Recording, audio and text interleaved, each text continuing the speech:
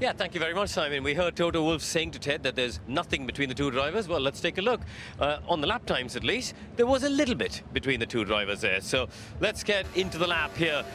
George Russell on the left, Lewis Hamilton on the right. Down to turn one. Lewis, a little bit of correction. George, a bit more understeer carrying through the apex of the corner.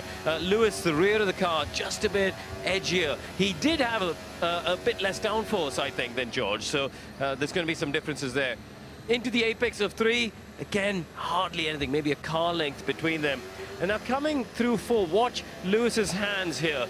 He starts to open up the wheel, but then picks up some understeer that pushes him out onto that outside curb.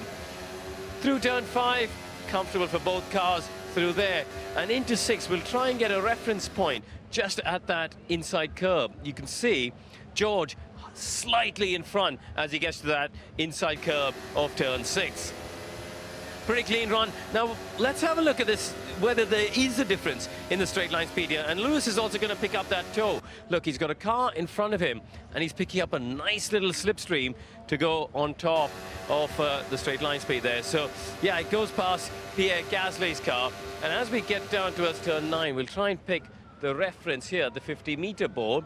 And actually, he's not gained much, has he? You could see the 15 board is still up there. So despite that toe, Lewis hasn't actually gained anything on George.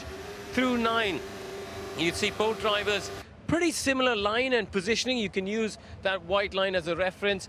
George slightly compromising that first part to open up the apex of the right-hander there of 10 and using a bit more curve on the exit. Actually, we can use that reference of where the white line ends for both drivers. George picks up a bit of a toe. As we get down towards turn 11, just watch here as he turns it so aggressive. I'm going to go back. Watch the hand action. George, decisive, and he does this when you get to 90-degree corners. Just one strong input, aggressive on the wheel. Lewis creeps up on that wheel a little bit more than George, but then seesawing on the wheel because he's hit the apex curb a bit too hard. He is still a car length ahead, you can see on this exit curb, so that's about where George is there. So he's holding that advantage that he gained in the early part of the lap. Into the last few corners, and now this one for me, the penultimate corner here, is one where we've seen lots of drivers locking up. George there having a correction of the wheel earlier, Lewis having a correction a bit later on.